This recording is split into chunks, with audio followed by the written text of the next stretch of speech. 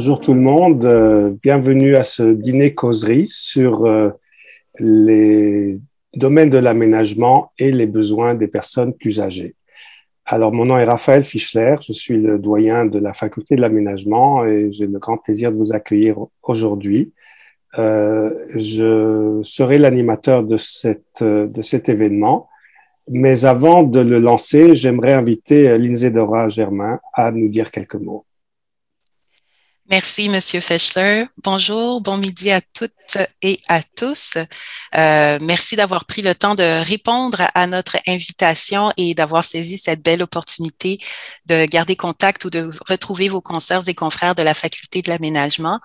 Je suis Lindsay Dora-Germain, votre conseillère aux relations avec les diplômés et mon rôle est d'être une courroie de transmission entre vous et la communauté de l'Université de Montréal, un levier afin de consolider et faire rayonner vos projets, mais aussi une voix pour vous faire entendre et répondre à vos besoins.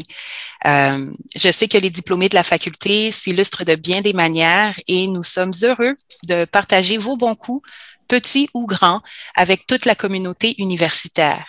Nous avons par ailleurs mis sur pied un bulletin exclusif pour les diplômés de la faculté de l'aménagement. Le sujet du dernier numéro était se préparer à l'imprévu, où nous avons parlé de la tempête de verglas de 1998 et des crues printanières, auxquelles nous allons faire face bientôt. Et j'espère que vous avez eu du plaisir à découvrir les diplômés que nous avons mis de l'avant dans ce numéro et je suis à votre écoute pour les prochains numéros, justement. Par ailleurs, le réseau des diplômés et des donateurs de l'Université de Montréal offre également depuis peu un programme de mentorat pour les diplômés de la Faculté de l'aménagement. Vous en avez fait la requête et nous vous avons écouté et la première session tire à sa fin très bientôt et nous allons reprendre donc l'activité de mentorat en septembre prochain. J'invite donc tous les diplômés à communiquer avec moi sans réserve. Je suis à votre écoute. Je vous invite par ailleurs à visiter la page calendrier du réseau des diplômés et des donateurs de l'Université de Montréal pour les prochains événements. Nous développons une série d'événements en ligne pour notre communauté de diplômés. Il y a, par exemple, des ciné-conférences ou des conférences comme celle-ci sur l'heure du midi. Donc, je vous invite à y faire un tour et j'espère vous y revoir. Donc, merci de vous joindre à nous ce midi. Monsieur Fischler, à vous. Alors voilà, je vais vous présenter nos trois participants, trois panélistes.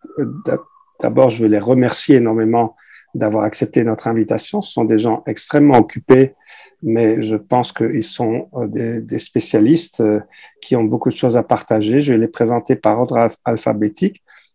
La première personne, je vais le faire très brièvement parce que vous avez une description biographique de ces personnes dans la documentation qui vous a été envoyée. Alors, je vais les présenter très brièvement. La première personne, c'est Virginie Lassalle. Virginie Lassalle est donc professeure adjointe à l'école de design de la faculté de l'aménagement. Elle a fait sa thèse de doctorat justement sur des questions liées aux personnes plus âgées et à leur lieu de vie. Et elle est une spécialiste en général de l'interaction entre l'humain et son environnement immédiat, la création d'un chez-soi et ce genre de notions. Notre deuxième participant, panéliste, c'est Sébastien Laure, qui est professeur agrégé à l'école d'urbanisme et d'architecture de paysage à la faculté de l'aménagement, bien sûr, et il est aussi directeur de l'Observatoire Ivanhoe Cambridge en développement urbain et immobilier. Et lui aussi s'intéresse beaucoup aux relations entre les personnes et leur cadre de vie, peut-être je dirais à une échelle différente, peut-être pas en effet comme Virginie Lassalle au niveau des espaces individuels, mais plutôt au niveau urbain, au niveau des communautés. Et donc lui, il verra les choses peut-être plus avec des statistiques et des sondages plus importants. La troisième personne que nous avons parmi nous, et nous sommes très honorés, c'est Monsieur Luc Maurice, qui s'est fait un nom très important au Québec, justement dans l'élaboration, la conception, la construction et la gestion de lieux de résidence pour les personnes plus âgées. Il a un MBA qu'il a dévoué justement à cette question. Il n'est plus il est plus universitaire, mais en fait, il collabore avec l'université il s'intéresse en effet à ce que les chercheurs pourraient apporter en connaissance justement à ces actions sur le terrain. Alors, à vous trois, merci beaucoup. Et j'imagine que vous allez apparaître quand vous parlerez. Je vais lancer le débat en vous posant une première question à laquelle tout le monde s'attend, évidemment, c'est l'effet de la pandémie. Mais on va prendre un peu de recul. C'est sûr que la pandémie a mis en relief la question des milieux de vie des personnes âgées, mais on n'a pas commencé à parler des personnes âgées, de leurs besoins cette année ni l'année passée. Ça fait très longtemps qu'on parle d'une vague démographique importante, du vieillissement des baby-boomers, et qu'on construit beaucoup de résidences. Et j'aimerais vous poser une première question, j'aimerais que tous les trois y répondent. C'est, d'après vous, dans ces réflexions sur les personnes âgées, leurs besoins, leur lieu de résidence, etc., quels sont les plus grands enjeux que nous devons traiter? Alors, je vous laisserai, je ne vais pas désigner qui va parler, je vous laisserai le faire vous-même. Ben, je peux me lancer, en fait. Oui, bien sûr. Pourquoi pas. Au niveau des grands enjeux, d'un point de vue urbain, d'un point de vue municipal, moi, j'en vois trois, puis moi et mes collègues, je devrais dire. Il y a toute la question du vieillissement chez soi, en fait, puis le maintien de l'autonomie des personnes. Donc, comment les gens vont pouvoir conserver, en fait, toutes les dimensions, si on veut, de leur chez-soi. Y compris dans la perte d'autonomie, y compris dans des circonstances qui peuvent varier, en fait, hein, parce que les personnes âgées, c'est un groupe, disons, qui n'est pas homogène. Donc, on retrouve plusieurs profils, plusieurs personnes. Un deuxième enjeu serait toute la question, c'est-à-dire que si on veut rester chez soi, ben, quelque part, il faut rester mobile, il faut pouvoir participer à la société. Et donc là, c'est question d'indépendance, en fait, la mobilité sur le territoire, puis la question d'adapter, en fait, ce territoire-là. Donc là, on pense, oui, aux personnes âgées, mais on pense aussi aux municipalités. On pense aux agences de transport. Donc ça, je dirais que c'est un autre enjeu qui était très important, la mobilité puis l'accessibilité. Puis un autre enjeu que je vois, le troisième, c'est la question du logement puis de l'habitat, en fait. La question du choix, puis, de la capacité de faire des choix, puis d'avoir une offre, en fait, de logement, une offre résidentielle qui puisse répondre à plusieurs besoins, plusieurs modes de vie. Donc, je m'arrêterai là. Je ne sais pas.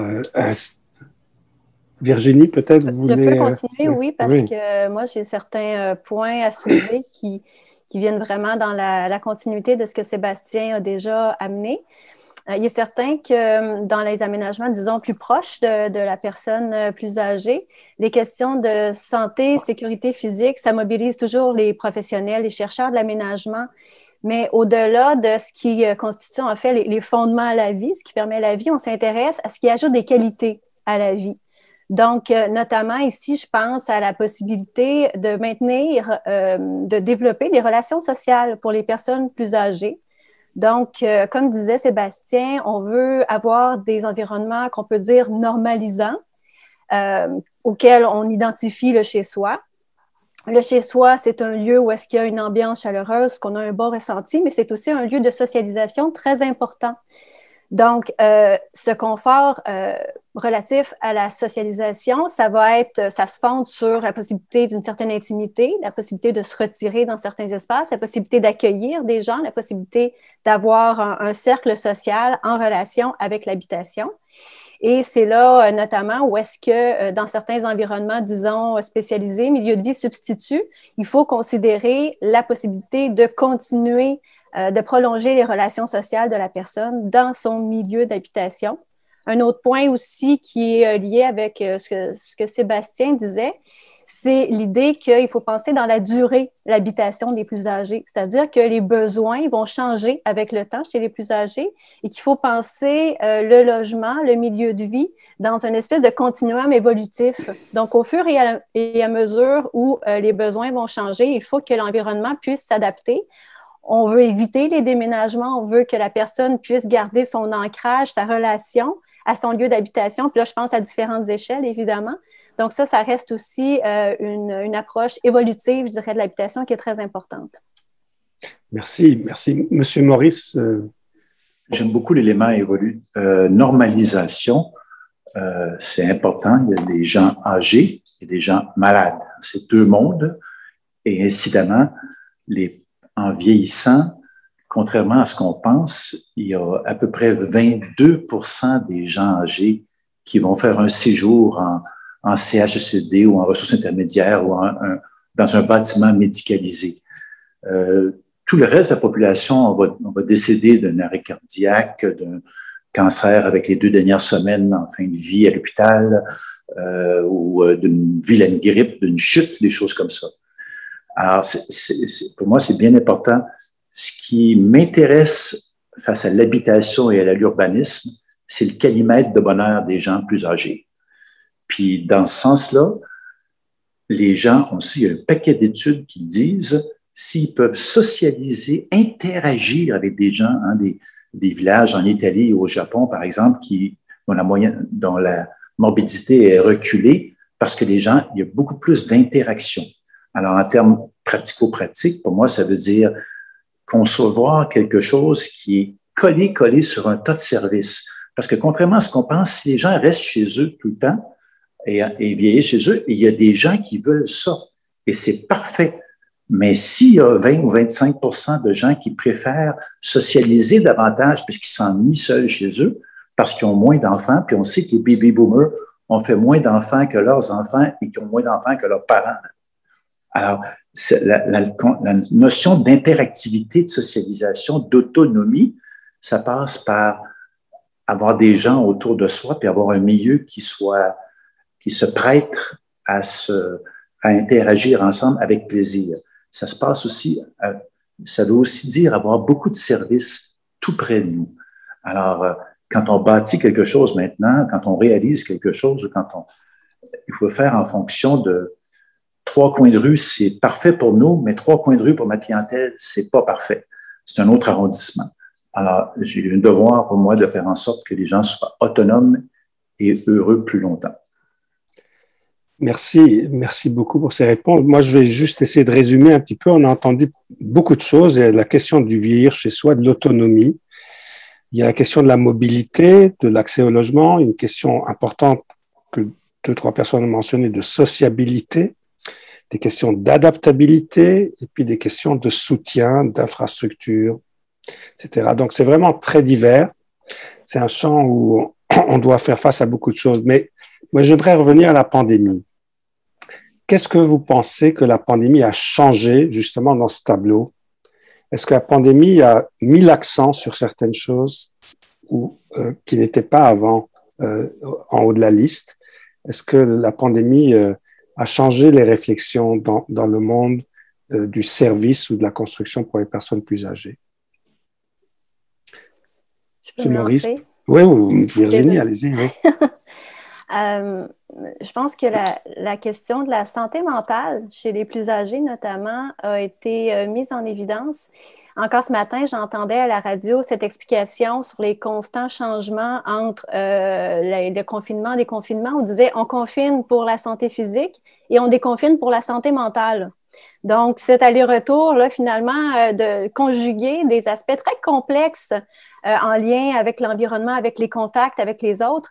Et on a bien saisi à quel point la santé mentale était liée à la possibilité de socialiser, d'être en relation avec les autres, tout particulièrement pour les personnes les plus vulnérables, les personnes les plus âgées.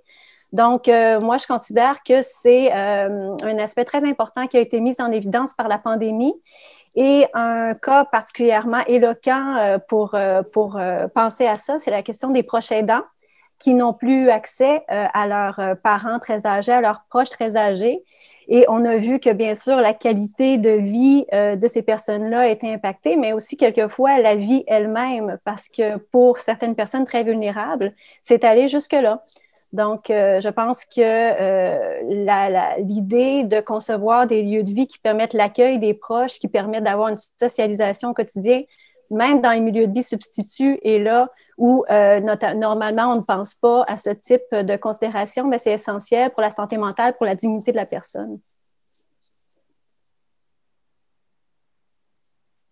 Quelqu'un d'autre veut intervenir sur les changements que la pandémie a... Oui, si vous le voulez, la pandémie a mis sous la sellette toute l'importance du mieux vieillir, si on veut.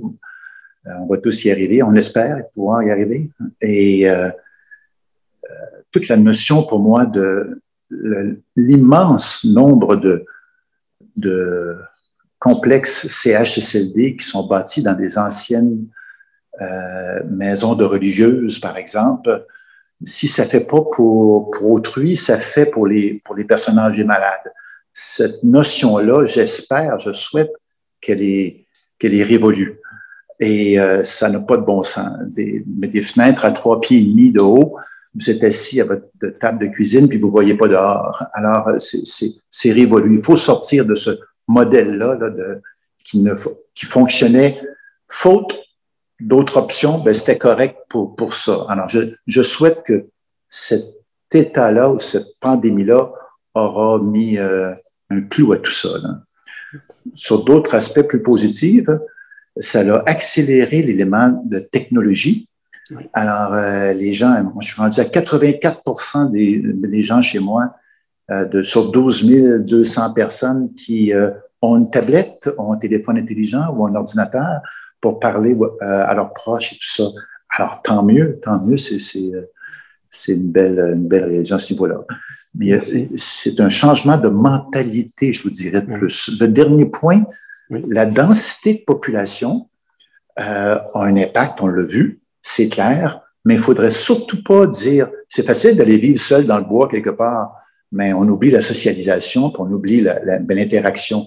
Alors, il ne faut pas penser à un enjeu ponctuel pour faire en sorte, pour changer l'état de vie de la société non plus. Il faut faire attention à ça. Je pense que vous avez bien raison. Il y a beaucoup de gens qui remettent la densité urbaine en question alors qu'elle est très favorable à la socialisation, justement. Et donc, il y a vraiment tout à fait. Et dans un même complexe de 300 unités, vous pouvez le designer de sorte qu'il y ait 10 milieux de vie de 30 unités. Ça se fait très bien, ça aussi. Alors, il ne faudrait pas mettre ça en jeu, je pense. Merci. Sébastien, vous voulez rajouter quelque chose?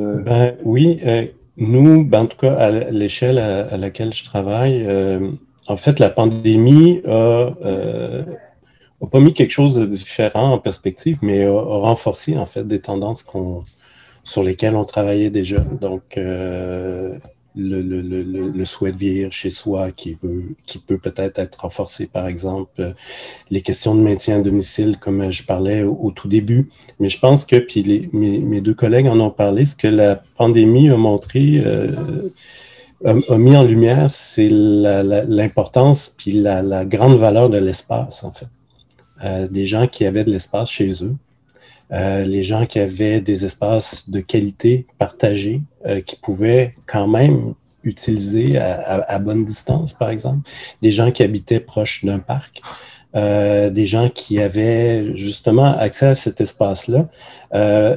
Ça fait des années qu'on travaille sur la qualité de ces espaces-là, sur leur accessibilité. Donc, la pandémie a comme montré ou donné encore plus de valeur. Et puis, ben, ça nous donne autant d'arguments de continuer à travailler cette qualité-là, en fait. Donc, excellent, merci. J'aimerais revenir un petit peu, certains d'entre nous, ça dépend de notre âge, nous avons des parents âgés, en tout cas moi et ma conjointe, nous avons des parents âgés, dans mon cas en Europe, dans son cas elle aux États-Unis, donc nous sommes éloignés d'eux. C'est vrai que la technologie aide un petit peu. Il y a le courriel, il y a FaceTime, il y a des choses comme ça. Mais il y a des besoins très importants que vous avez mentionnés. Alors, j'aimerais parler des stratégies, justement. Comment répondre pratiquement dans le design, dans l'aménagement, aux enjeux d'isolation, aux enjeux de socialisation. Quelles sont certaines stratégies que vous utilisez ou dont vous recommandez l'utilisation justement pour aider les personnes âgées à être plus ensemble avec d'autres, proches ou moins proches? Ben, moi, je pourrais commencer cette fois-là. Ce que je pense, c'est à des formules d'habitation ou de logement innovantes, en fait. Je parlais au tout début de l'importance d'avoir une offre de logement qui est diversifiée, qui répond à plusieurs besoins. Les besoins de socialisation sont différents d'une personne ou de groupes de personnes à d'autres. Donc, il y en a certains qui vont être intéressés par le logement intergénérationnel, par exemple, le logement partagé, autour de 10%, en fait, de la population, selon les études. Ça se maintient encore, y compris pendant la pandémie. Il y en a d'autres qui vont vouloir ou être intéressés par des coops, par des condos, donc d'une façon de partager les espaces ou des résidences pour personnes âgées qui vont offrir aussi des services puis des possibilités aussi différentes. Donc, je dirais que l'enjeu, ça va être ça, de pouvoir réfléchir à des formes innovantes au niveau du design, mais aussi au niveau du partage de l'espace ou des formules de location, de copropriété. Donc, je dirais que c'est une bonne chose, en plus de la technologie, comme oui. Merci. Nos deux autres panélistes veulent... Il y a une panoplie on n'est pas tous pareils et on a autant de différences de goût, de désir, de style de vie à 80 ans qu'à 40 ans.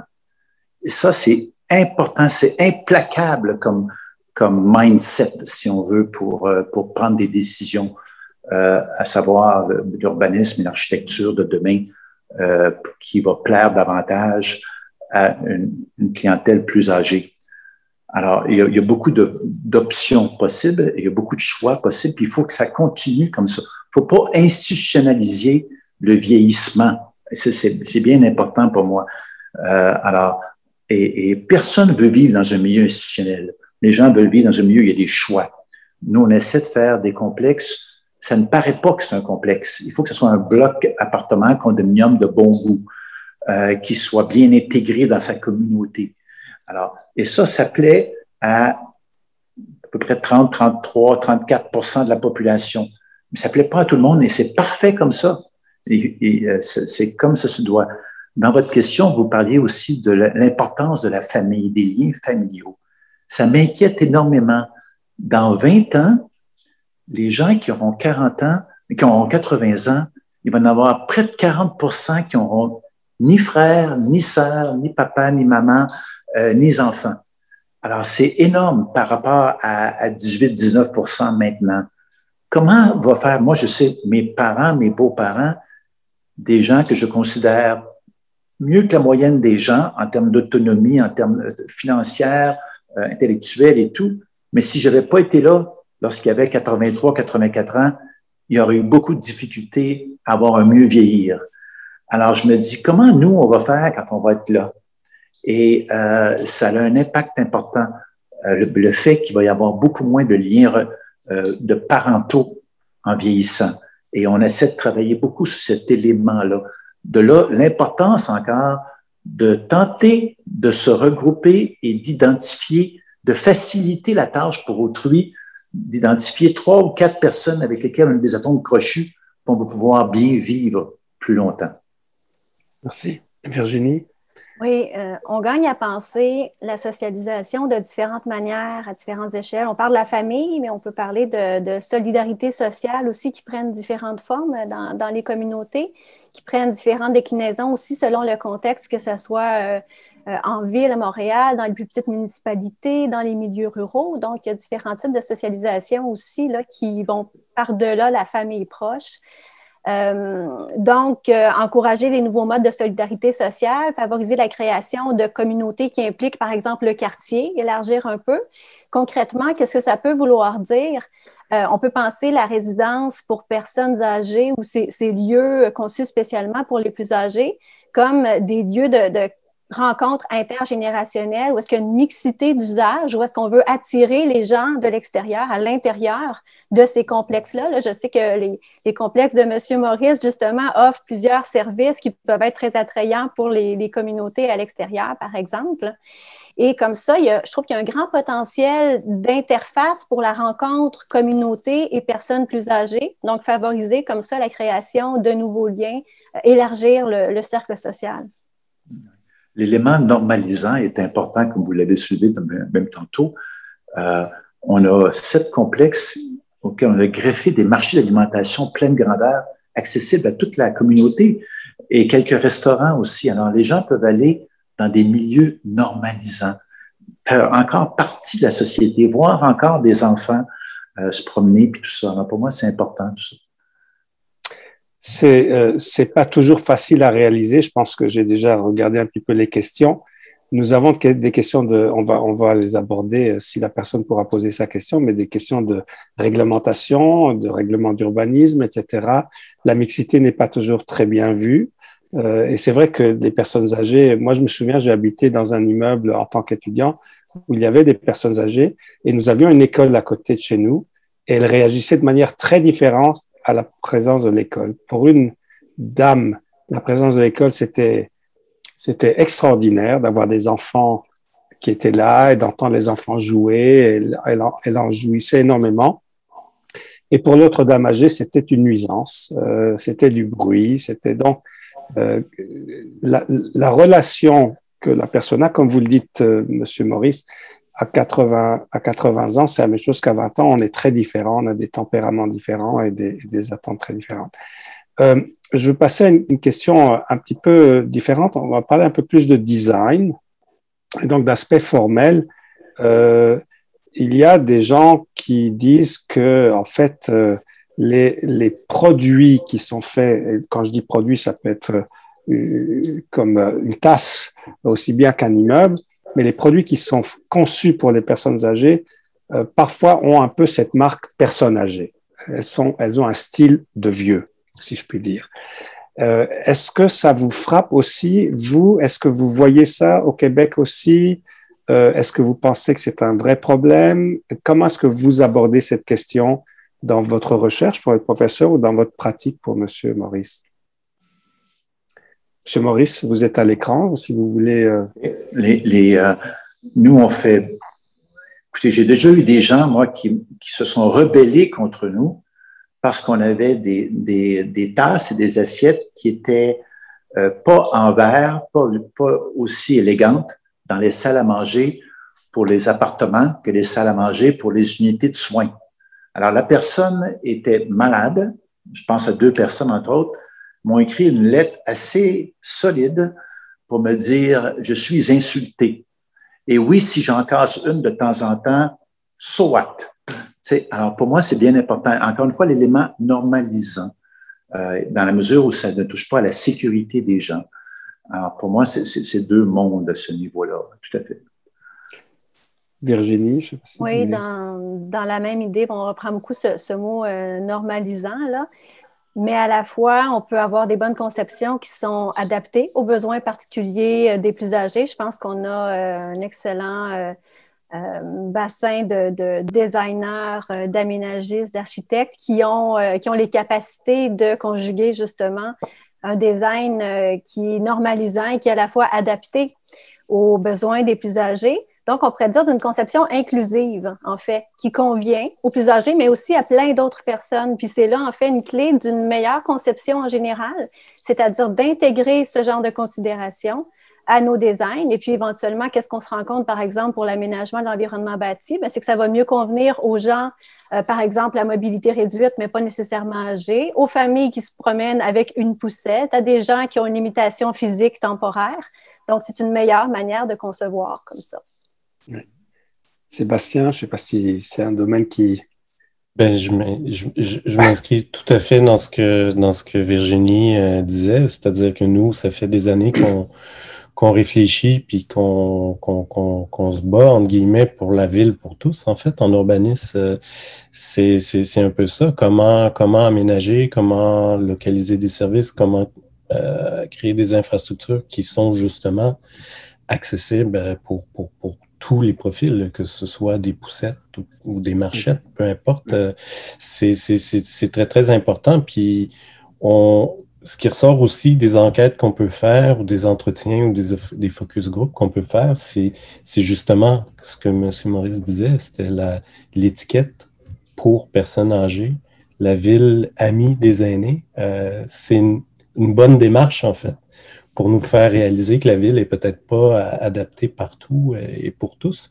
Mais est-ce qu'il faut l'aménager seulement pour les personnes âgées ou est-ce qu'il faut mettre des étiquettes pour que ce soit des activités ou des services ou des équipements? Moi, je ne suis pas certain. Puis les gens qu'on rencontre, ils nous disent aussi que ce n'est pas nécessairement ce qu'ils veulent. Donc, la perspective de la ville pour tous, oui.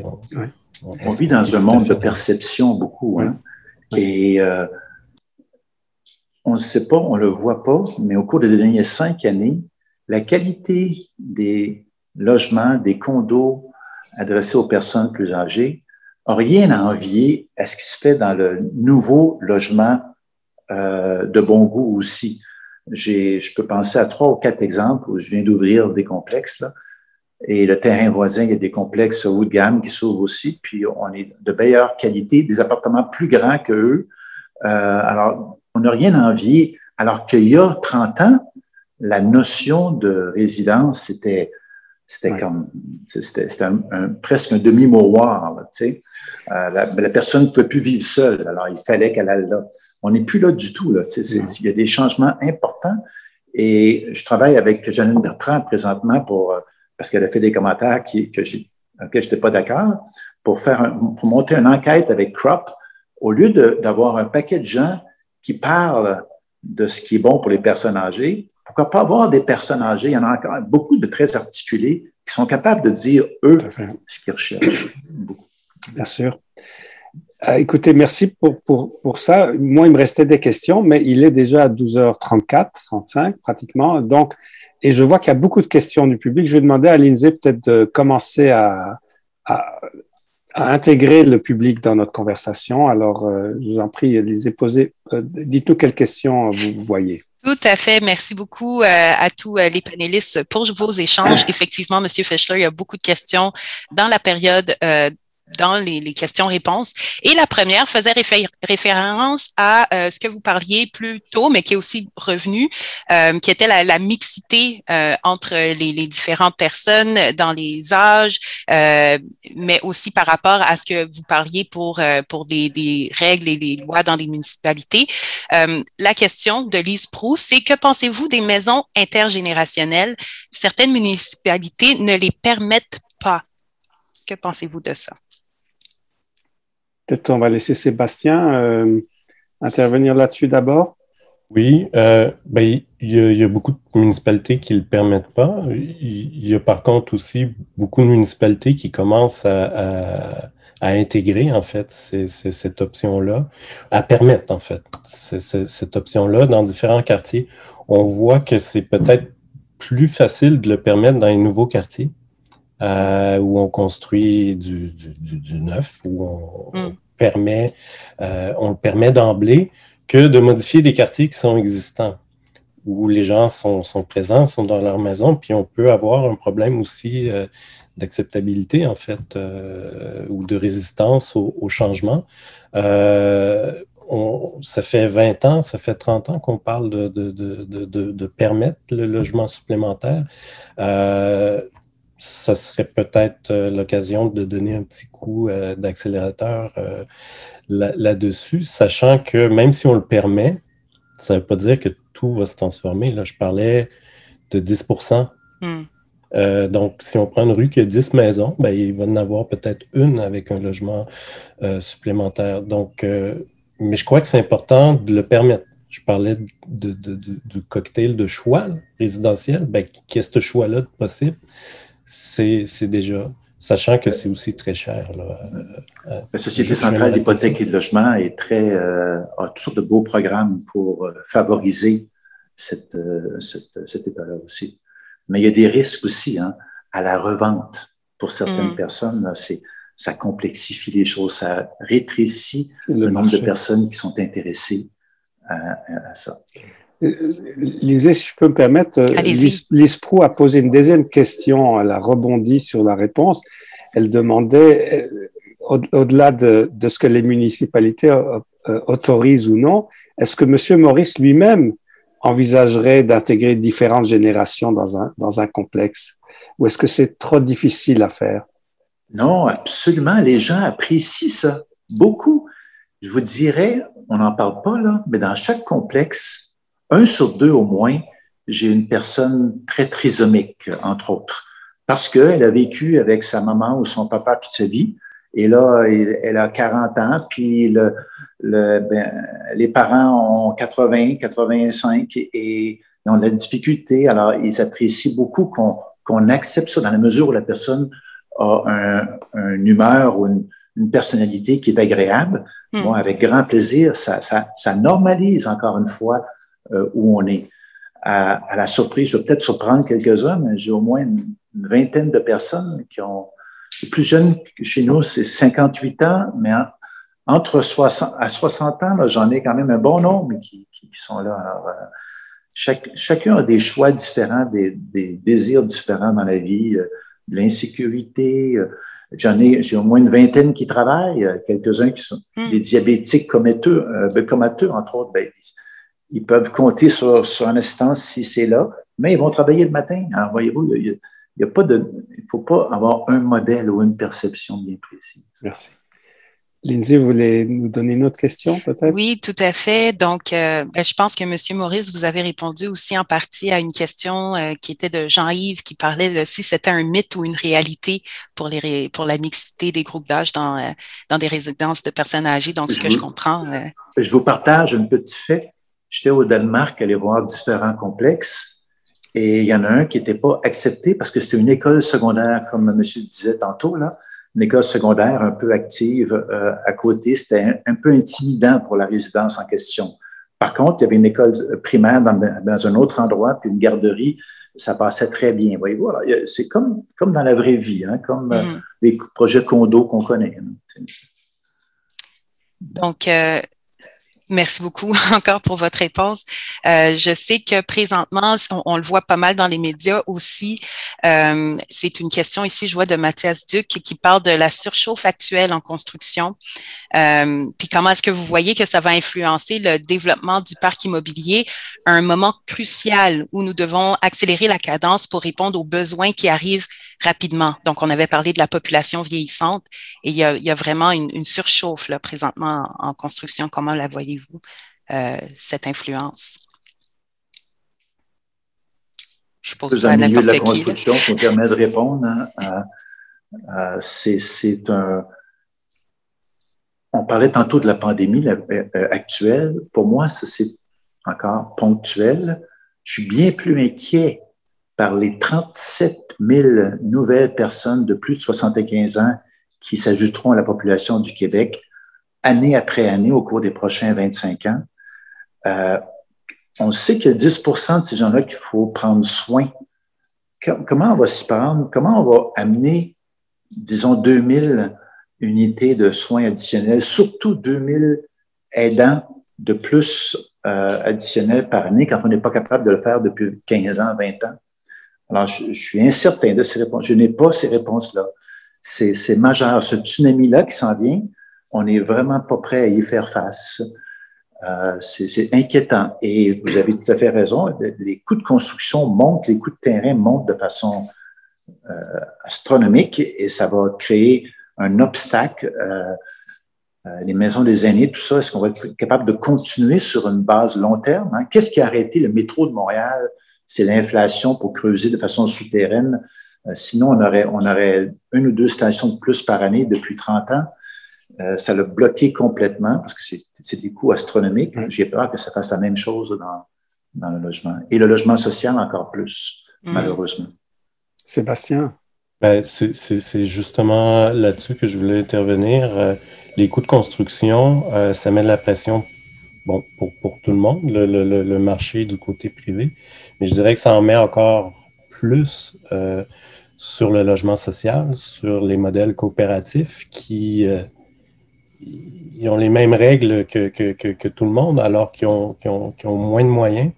Et donc là, ça fait des projets, là, je pense au programme Axélogie, par exemple, de la Société d'habitation du Québec. Ben, ça fait des projets encore plus difficiles à monter. Ça fait des projets qui ont été montés, qui sont en attente depuis des années, qui ne sont plus rentables parce que les coûts de construction ont tellement changé que ce qui a été approuvé n'est plus...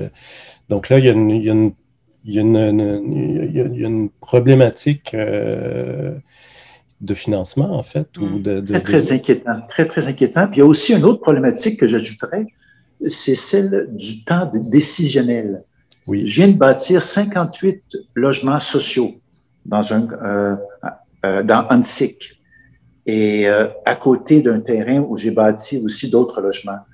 Et j'ai terminé mes logements quand j'ai eu la permission de bâtir les logements sociaux. Alors, le processus décisionnel a pris presque 1 an et demi, un peu plus. Alors que moi, je ne pouvais pas attendre. Je suis allé quand même, j'ai pris le risque.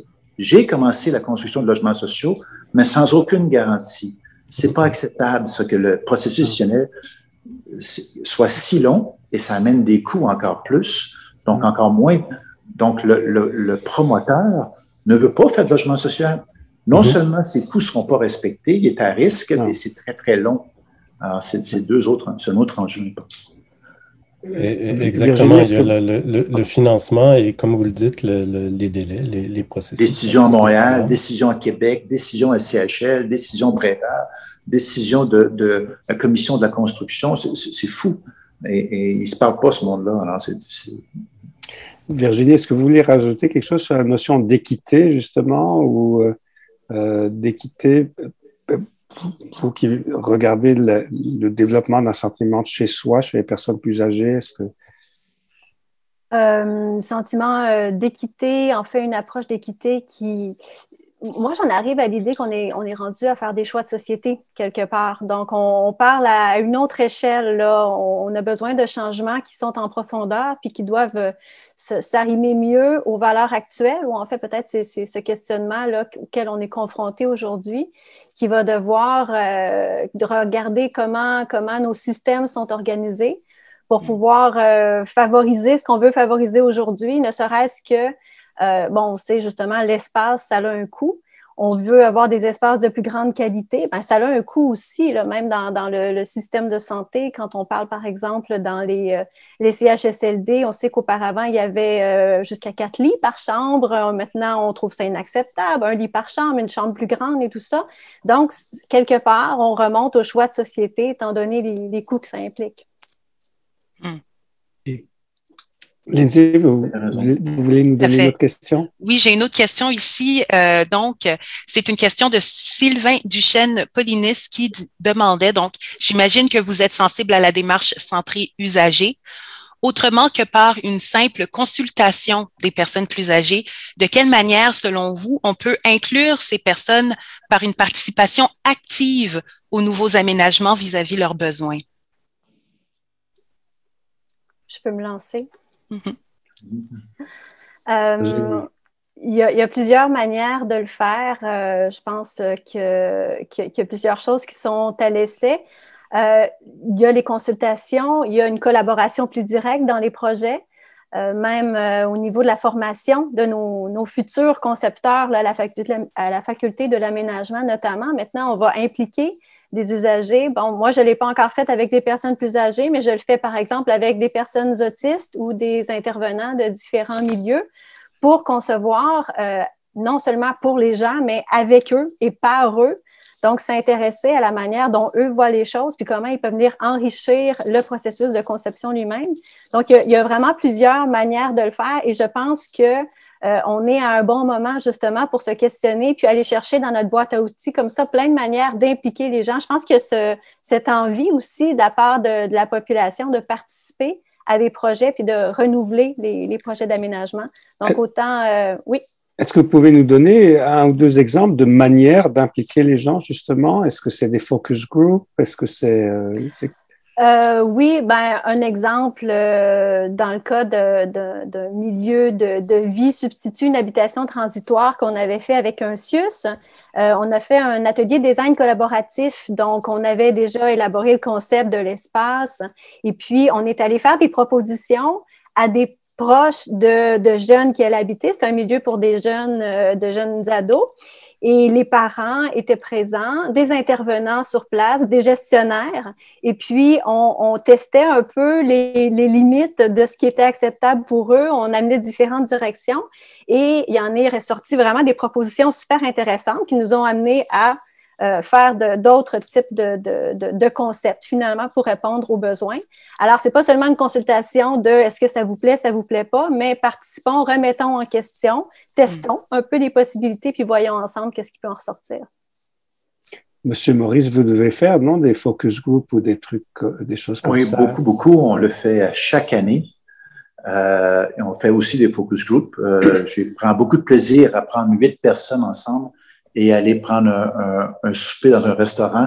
Les 8 plus importants bénévoles de la place, par exemple, tout ça. Une façon de remercier, mais très égoïstement, je vais y chercher énormément d'informations avec un questionnaire préparé à l'avance. Je prends un exemple aussi. Et les gens adorent être écoutés, mais ce qu'ils apprécient encore plus, c'est qu'ils voient que ce qu'ils ont dit se matérialise dans les 2 ans suivants. Et je me souviens encore d'avoir 6-7 personnes à Québec, des gens âgés, me disent « Monsieur Maurice, on ne veut plus de bain, on n'a plus de genoux, on est incapable de sortir d'un bain facilement. Pourriez-vous avoir d'autres options? » Et on a dessiné ensemble différentes douches, bains, tout ça. Et maintenant, c'est ce qu'on fait. Mais il y a encore 23% des gens qui veulent avoir des bains. Alors, c'est eux mon boss, c'est moi. Alors, je m'assure que j'ai un quart de bain, puis 3 quarts non bain. Alors, encore une fois, il y a de la diversité dans les goûts des gens. Moi, j'ajouterais juste un petit point. Je m'inscris dans ce que les collègues ont dit, d'inclure, de consulter, de créer avec des personnes âgées. Puis j'ajouterais que ça passe aussi beaucoup par la recherche qu'on peut faire à la faculté. Il y a plein d'étudiants qui sont vraiment intéressés au processus de co-création, à comment inclure, comment aller chercher le point de vue des personnes âgées ou différents autres usagers des espaces, là, que ce soit les employés, les résidents, les gestionnaires, justement. Donc, c'est un domaine de recherche qui est très actif, en fait, cette histoire-là de co-création. Puis à la faculté, on a plein de travaux en cours là, qui sont très, très intéressants. Je sais pas si c'est obligatoire, comment on se situe, mais je dois dire pour la transparence que Monsieur Maurice a financé de la recherche à la faculté de l'aménagement aussi, donc le public peut le savoir. C'est pas pour ça qu'il a été invité, c'est pas pour le remercier, c'est parce qu'il est un expert de cette question, du logement, du chez-soi, de la personne âgée. Oui, Lindsay, voulez-vous nous dire Tout à fait. J'ai d'autres questions ici par rapport aux technologies. On l'a effleuré rapidement lorsqu'on parlait donc de ce que la pandémie a accéléré auprès de certaines personnes. Et il y a un participant qui demande comment repenser l'usage des innovations technologiques par les personnes âgées afin de ne pas décourager leur mobilité active. Donc, j'imagine que la supposition derrière la question, c'est que les technologies vont limiter les déplacements, en fait, puisqu'elles pourront voir des gens. Alors, vont rester chez soi, donc c'est un peu un... Moi, je pense qu'il y a plusieurs façons de s'attaquer à cette question-là. Les technologies peuvent peut-être limiter les mobilités, mais elles peuvent peut-être aussi supporter les mobilités qu'on voudrait faire ou des mobilités on voudrait peut-être pas aller à l'épicerie, faire des courses. On voudrait peut-être profiter de son temps pour aller se promener dans un parc, faire des loisirs. Donc, je crois que l'usage des technologies peut aider à faire des choix, peut aider à être plus autonome, plus indépendant. Je crois que ça peut être ça, un objectif intéressant d'aller voir en lien avec les technologies. Technologies qui sont très utilisées,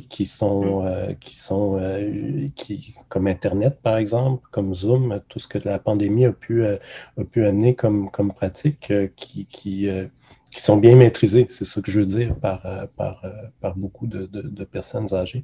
Donc, je crois que oui, on peut limiter la mobilité, mais en même temps, on peut peut-être mieux choisir de ce qu'on fait, de ces activités, en fait, avec ces technologies. Monsieur Maurice, vous vouliez rajouter quelque chose là-dessus? La question, elle est tellement vraie, et tellement vraie pour tous les âges aussi. Puis en mobilité physique, évidemment, pour une personne âgée qui bouge moins, c'est plus dangereux que pour un jeune qui bouge moins. Il perd sa motricité, sa musculation plus rapidement même qu'une personne plus jeune. Alors, c'est important de bouger tous les jours. Les gagnants dans le vieillissement, c'est ceux et celles qui ne sautent pas de journée, qui ont des routines, qui bougent un peu tout le temps. C'est pour ça que d'avoir des commerces, des services tout près, ça incite tellement plus facilement la personne à rester active, à rester autonome. Et là, on parle de mobilité. Il y a aussi, je vais élargir un peu la question sur mobilité psychologique. Il y a des écoles de pensée qui disent qu'avec les GAFA et tout ça, on n'est pas sûr que ça permet de garder une largesse d'esprit. Les outils informatiques, Facebook et compagnie, les algorithmes font en sorte que vous pensez comme vous gardez, on vous présente ce que vous aimez tout le temps. Ce qui fait qu'en termes de mobilité de pensée, je ne suis pas certain que ça aide tellement à ce niveau-là. Belle métaphore, la mobilité de pensée. Oui, merci. Peut-être un mot dans la continuité là, de ce que les collègues disaient. Moi, je vois la technologie pour les plus âgés comme quelque chose qui est ajouté à leur éventail des possibles, quelque part. Je pense que si, par exemple, l'environnement bâti est conçu de manière à ne pas limiter la mobilité, à encourager en fait le mouvement, aller à l'extérieur, s'il n'y a pas de limitation importante pour aller à l'extérieur, si on conçoit bien, bien, on a plus de chances que la personne se déplace, aille dans le quartier un peu, fasse ses courses et tout ça, comme c'était mentionné. Donc, en fait, la technologie, c'est pas ça qui va empêcher, je pense, de sortir dehors ou d'aller à la rencontre des autres. C'est juste comme un possible de plus. Tout à fait. Puis je pense que, bon, vous l'aviez mentionné un peu par rapport au parc, l'aménagement paysager va être très important aussi avec ces personnes autour d'eux pour qu'ils puissent être encouragés à y aller. Moi, je pense aussi à des nouvelles technologies pour s'assurer que c'est accessible. Je pense aussi à ça là, en termes d'innovation. Donc voilà, moi, j'habite moi-même à côté d'un très grand parc là, qui était avant juste à côté du nouveau centre de soccer là, qui est sur Papineau, donc juste en arrière, la carrière Miron, je pense que ça s'appelait, et un excellent aménagement paysager. Puis ça, je pense qu'effectivement, c'est quelque chose qui peut aider les gens à sortir, même s'ils ont l'iPad chez eux. Donc, moi, je suis vraiment désolée pour les personnes. On n'a pas eu le temps de répondre à toutes les questions, mais la conversation était tellement intéressante. Merci encore pour toutes vos réponses. Merci. Ben, écoutez, oui, on s'approche de 13 heures, malheureusement.